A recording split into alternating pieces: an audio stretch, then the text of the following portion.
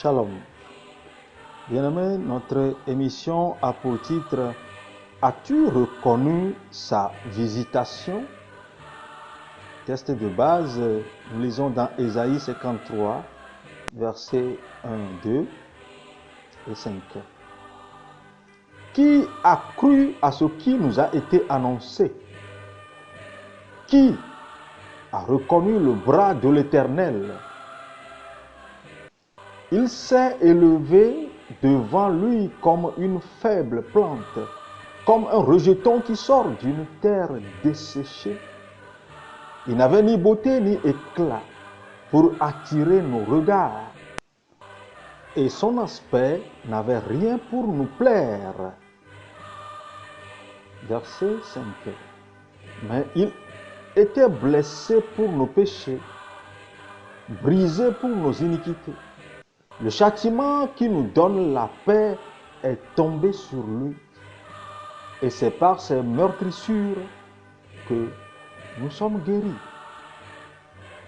La première question interpelle notre croyance et la deuxième, notre reconnaissance.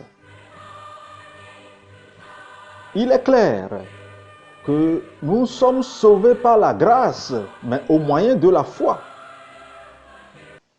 Et tout individu qui se lance dans la chose chrétienne doit d'abord asseoir sa démarche sur la foi, car le juste vivra par la foi.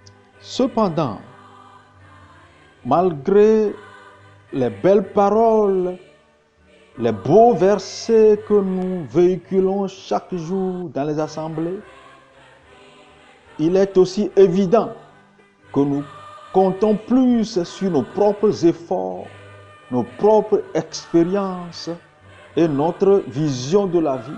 Surtout, nous nous sommes conformés totalement au monde. La façon dont le chrétien s'engage dans des relations amoureuses aujourd'hui, comme dans des feuilletons, comme des moutons, en est une preuve. Pourquoi reconnaître sa visitation?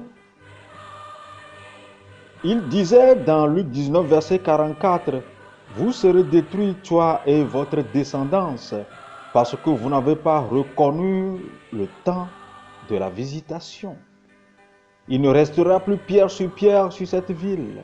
Et cela s'est accompli après 70 ans.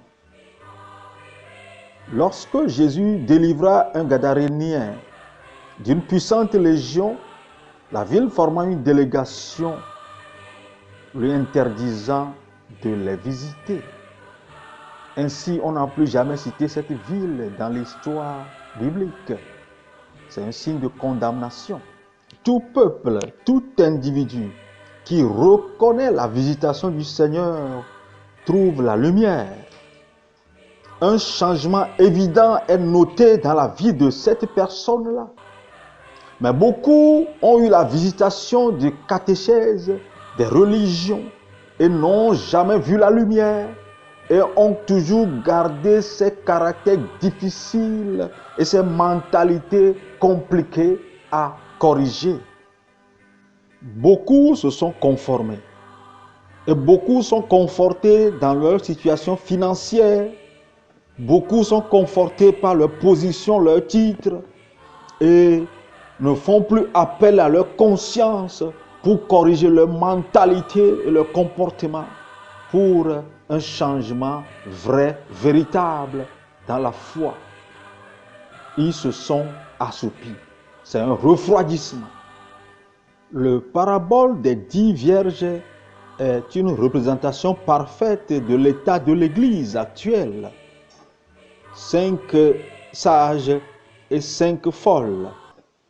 Pendant qu'une partie de l'Église se bat pour les réformes, pour un retour authentique à l'Évangile, pour une adoration authentique décolonisée, l'autre partie continue par relayer le message d'aliénation, que celui qui s'est assoupi se réveille au nom de Jésus.